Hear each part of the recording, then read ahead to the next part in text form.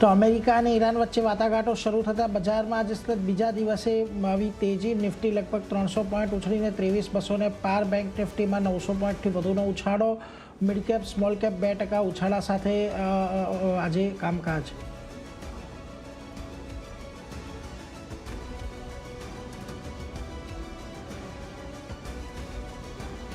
Realty શેરોમાં આવી જોરદાર તેજી. ઇન્ડેક્સ 3%થી વધુ વધ્યો. રિયલ્ટી ફ્યુચર્સમાં હુડકો 5%ના ઉછાળા સાથે ટોપ ગેનર્સમાં સામેલ. ડીએલએફ, ઓબેરોય, ફિનિક્સમાં પણ 3%થી વધુનો ઉછાળો.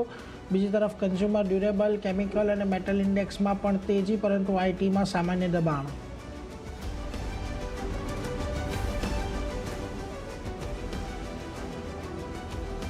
સન્માન કેપિટલ માટે આરબીઆઈ પાસેથી અબુધાબીની ઇન્ટરનેશનલ હોલ્ડિંગ કેપિટલને 66% હિસ્સો ખરીદવા માટે મળી મંજૂરી. સમાચાર બાદ શેરમાં આવી તેજી. 11%નો ઉછાળો.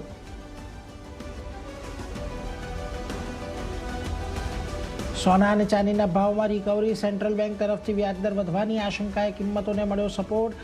હિન્દુસ્તાન ઝિંક અને મુથુટમાં લગભગ 4%નો વધારો.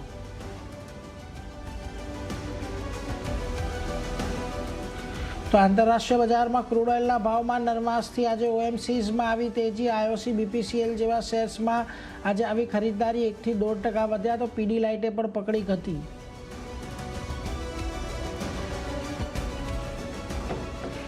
પીએમએસ શેરમાં આજે તેજી. 6%ના વધારા સાથે પીજી ઇલેક્ટ્રોપ્લાસ્ટ ફ્યુચર્સના ટોપ ગેનર્સમાં સામેલ. આ ઉપરાંત ડિક્સન, એમ્બર અને સિરમા એસજીએસમાં પણ 3 થી 4%નો આવ્યો વધારો.